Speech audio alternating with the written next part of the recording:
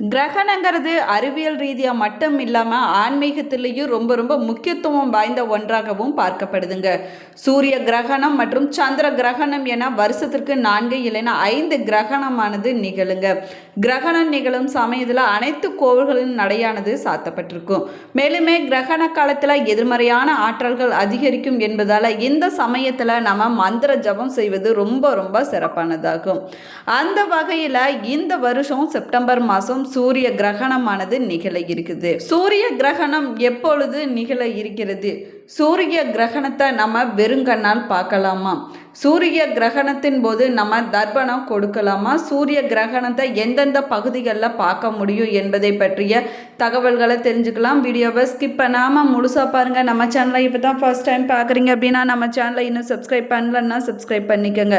கூடவே இருக்கிற பெல் ஐக்கானையும் ப்ரெஸ் பண்ணிக்கோங்க. வாங்க வீடியோக்குள்ளே போகலாம். உங்களுக்கு ஜோதிட ரீதியாக சந்தேகம் இருந்தாலும் சரிங்க, தனிப்படையாக ஜோதிடம் பார்க்க விரும்பினாலும் சரி, இந்த வீடியோவுக்கு கீழே டிஸ்கிரிப்ஷனில் வராகியம்மன் ஜோதிட நிலையத்தோட தொலைபேசி எண் கொடுத்துருக்குறேன். இந்த எண்ணுக்கு தொடர்பு கொண்டு பேசி பாருங்க. உங்கள் வாழ்க்கையில் இருக்கக்கூடிய அனைத்து பிரச்சனைகளுக்கும் சரியான தீர்வு கிடைக்குங்க. வாங்க வீடியோக்குள்ளே போகலாம். இந்த ஆண்டு கடைசி கிரகணமாக நிகழக்கூடியது சூரிய கிரகணங்க.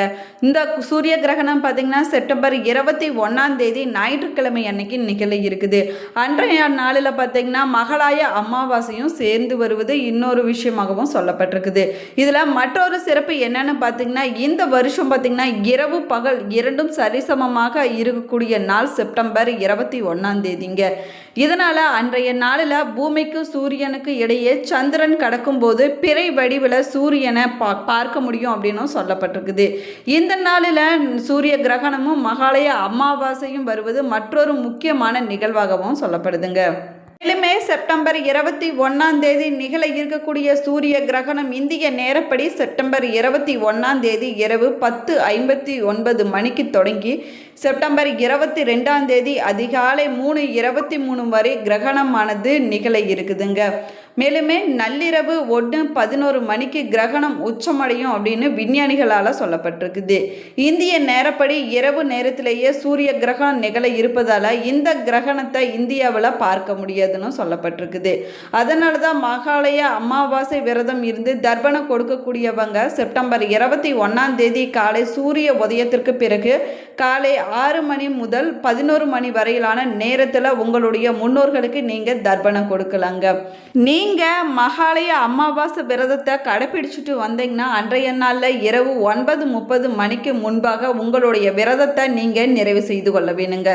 2025 மொத்தம் 4 கிரகணமானது நிகழ இருக்கும் அப்படின்னு ஏற்கனவே அறிவிக்கப்பட்டிருந்துச்சுங்க. இதில் பார்த்தீங்கன்னா 2 சூரிய கிரகணம் 2 சந்திர கிரகணம் ஆகுங்க. அந்த வகையில் ஏற்கனவே 1 சூரிய கிரகணம் மற்றும் 2 சந்திர கிரகணமானது நிகழ்ந்து முடிந்திருக்குது. இந்த வருஷத்தோட 2வது மற்றும் கடைசி சூரிய கிரகணமானது அமாவாசை நாளில், அதாவது செப்டம்பர் 21 ஞாயிற்றுக்கிழமை அன்னைக்கு நிகழ இருக்குதுங்க. இந்த நாள் சர்வ பித்ரு அமாவாசையும் சேர்ந்து வருது. அது மட்டும் இல்லாமல் அதற்கு அடுத்த நாள் நவராத்திரி பண்டிகையும் தொடங்க இருக்குதுங்க. இந்த ஆண்டின் கடைசி மற்றும் 2வது சூரிய கிரகணம் பார்த்தீங்கன்னா இரவு நேரத்தில் நிகழ்வதால் இந்தியாவில் தெரியாது அப்படின்னும் அறிவிக்கப்பட்டிருக்குதுங்க.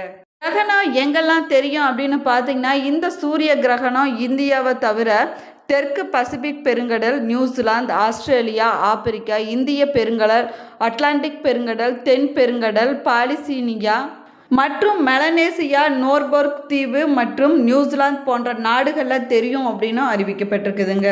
மேலுமே சூரிய கிரகணத்தின் போது சாப்பிடக்கூடாது, நம்ம வெளியில் போகக்கூடாது, நம்ம வேலை செய்யக்கூடாது என பல கட்டுப்பாடுகள் சொல்லப்பட்டிருக்குதுங்க. உண்மையில் நம்முடைய முன்னோர்கள் பல விஷயங்களை பார்த்து செய்ய வேணும் அப்படின்னு சொல்லியிருக்கிறாங்க. அன்று ஆன்மீகம் சொன்ன பல விஷயங்களை இன்று அறிவியலும் உணர்த்துங்க. இந்த சூரிய கிரகணம் நம்முடைய ஆரோக்கியத்தை பாதிக்குமா அப்படின்னு பார்க்கலாம் வாங்க. பொதுவாக கிரகணம் என்பது வானத்தில் நிகழக்கூடிய ஒரு நிகழ்வாகுங்க. கிரகணங்கள் சூரியன் இல்லைன்னா சந்திரன் தனித்துவமான அற்புதமான காட்சியை தருங்க. சந்திரன், சூரியன் மற்றும் பூமி ஆகியவற்றை முழுமையாக அல்லது பகுதியாகவோ வரும்போது சூரிய கிரகணமானது ஏற்படுதுங்க. சூரிய கிரகணம் என்பது சூரியனை மறைப்பது, நிலவுடைய நிழலானது பூமியின் மீது விழும்போது ஏற்படக்கூடிய ஒரு வானியல் நிகழ்வு தாங்க. இன்னும் எளிமையாக சொல்ல வேணும் அப்படின்னம்னா, சூரியனுக்கும் பூமிக்கும் நடுவில் சந்திரன் வந்து அதனுடைய நிழல் சூரியனை மறைக்கும் தருணம் தான் சூரிய கிரகணம் அப்படின்னு அழைக்கப்படுது. இது அமாவாசை நாளில் நடைபெறும் அப்படின்னும் சொல்லப்படுதுங்க. தற்போது செப்டம்பர் 21ஆம் தேதி ஞாயிற்றுக்கிழமை அன்னைக்கு நிகழக்கூடிய சூரிய கிரகணம் பகுதி நேர சூரிய கிரகணம் ஆகுங்க. மேலுமே முந்தைய காலத்தில் கிரகணம் பிடிக்குது அப்படின்னு சொன்னாலே நம்முடைய முன்னோர்கள் வீட்டுக்குள்ளேயே இருக்க வேணும் அப்படின்னு சொல்லுவாங்க. நம்மளை சூரிய கிரகணத்தை வெறுங்கண்ணால் பார்க்கக்கூடாது அப்படின்னு சொல்லுவாங்க. கண்டிப்பாக வெளியில் தலை காட்ட மாட்டாங்க. அதுலேயும் குறிப்பாக குழந்தைங்க கர்ப்பிணி பெண்கள் அறைக்குள்ளே வைத்து வெளியில் விட மாட்டாங்க. இந்த நேரத்தில் தண்ணீர் குடிக்க மாட்டாங்க, சாப்பிட மாட்டாங்க, வெளியில் தலை காட்ட மாட்டாங்க. அது முடிந்த பிறகு தலைக்கு குளித்து விட்டு பிறகுதாங்க தண்ணீரை குடிப்பாங்க. தற்போது சூரிய கிரகணத்தை பாதுகாப்பாக பார்க்க ஏற்பாடுகள் செய்யப்பட்டு வருவது மட்டும் இல்லாமல் மக்கள் பார்க்க விரும்புவதும் அதிகரித்து வருதுங்க. இந்த நிலையில் கர்ப்பிணிகள் இந்த சமயத்தில் எப்படி நடந்து கொள்ள வேணும் அப்படின்னு பார்க்கலாம் வாங்க. மேலுமே சூரிய கிரகண நிகழ்வுகளை 5 நிலைகளாக பிரிக்கலாங்க. சந்திரனின் நிழலானது சூரிய பரப்பை தொடும் நேரமே கிரகத்தின் தொடக்கமாகுங்க. இவை முழுமையாக சூரியனை மறைக்கும் முன்பு மோதிரம் போன்ற நிகழ்வு உண்டாகும். இது 2வது நிலையாகும். 3வது நிலையில சந்திரனின் நிழல் சூரியனின் மையத்தில் பரவும். இது உச்சபட்ச கிரகம் அப்படின்னு சொல்லப்படுது. மேலுமே 4வதாக சொல்லக்கூடியது சந்திரனானது சூரியனை விட்டு விலகத் தொடங்கும். விலகும்போது மோதிர வளைவு நிகழ்வு வருவதற்கு வாய்ப்பு இருக்குதுங்க. 5ஆம் நிலையில் கிரகணம் முழுமையாக முடிந்து சந்திரன் சூரியனை விட்டு வெளியேறும் நிலையாகும். மேலுமே நம்ம சூரியனை வெறுங்கண்ணால் பார்க்கக்கூடாதுங்க. பிரகாசமான பொருளை கண்களை பாதிப்புக்குள்ளாகும் போது இந்த சூரிய கிரகணத்தை நம்ம வெறுங்கண்ணால் பார்த்தோம்னா விழித்திரையில் சேதத்தை உண்டாக்கும் அப்படின்னு சொல்லப்படுது. அப்படி இருக்கும்போது சூரிய கிரகணத்தை நேராக பார்க்கக்கூடாது என்பது மருத்துவர்களுடைய அறிவுரையும் கொடுங்க. இந்த சூரிய கிரகணத்தை பார்ப்பதற்கு சூரிய கண்ணாடி இருக்குதுங்க. இந்த சூரிய கண்ணாடியை அணிந்து கொண்டு தாங்க நம்ம சூரிய கிரகணத்தை பார்க்க வேணும். இப்படி நம்ம பார்க்கும்போது எந்தவித பாதிப்பும் கண்களுக்கு உண்டாகாது.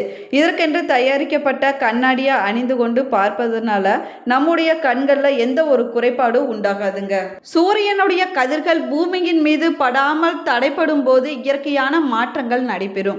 நன்மையோடு கெடுதலும் உண்டாகு என்பது குறிப்பிடத்தக்கதாகுங்க. மேலுமே கர்ப்ப காலத்தில் இருக்கக்கூடிய கர்ப்பிணி பெண்கள் வெளியில் வருவதோ சூரிய ஒளியை பார்ப்பதோ கூடாதுங்க. இன்று வரைக்கும் கடைபிடித்து வரக்கூடிய ஒரு வழக்கமாகும். மேலுமே குழந்தைகள் முதல் பெரியவங்க வர இந்த நேரத்தில் வெளியே செல்வதோ வெறும் கண்ணால் சூரியனை பார்ப்பதோ தவிர்த்து கொள்ள வேணுங்க.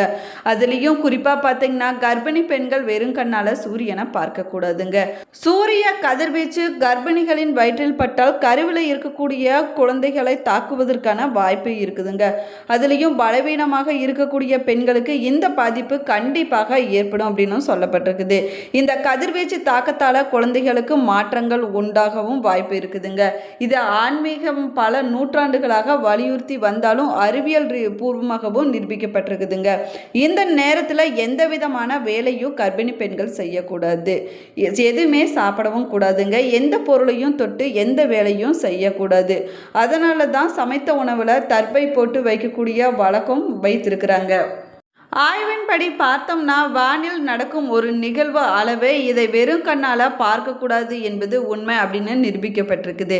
இந்த கதிர்வீச்சுக்கள் குழந்தைகள் முதல் பெரியவர்களை அனைவருமே உடல் ரீதியாகவும் பாதிப்புகளை உண்டாக்குவதற்கான வாய்ப்பு இருக்குதுங்க.